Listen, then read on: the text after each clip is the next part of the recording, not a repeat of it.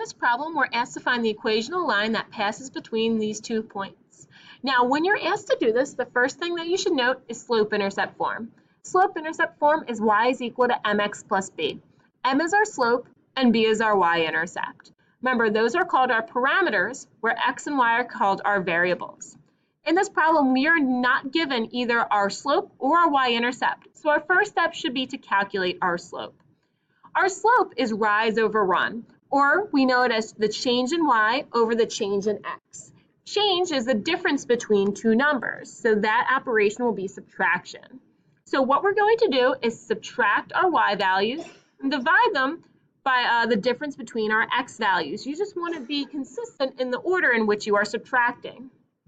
So I did 4 minus -4 because I'm doing my change in y's, and then divided by -3 minus 5 as my change in x's. Notice I'm consistent. I'm choosing my first y value minus my second y value, and then the same thing, my first x value minus my second x value.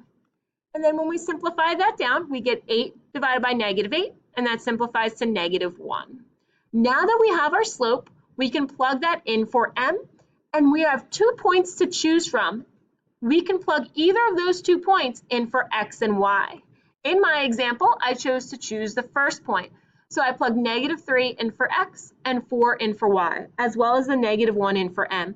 And we're going to solve that out. So order of operations, we're going to multiply -1 times -3 to get a +3. To get b by itself, we subtract 3, and we're left with b is equal to 1. So our final answer is going to be in slope-intercept form. We're going to plug our m, our -1, in for m, and then our 1 that we had for b in for b. So our final equation is y is equal to -x plus 1.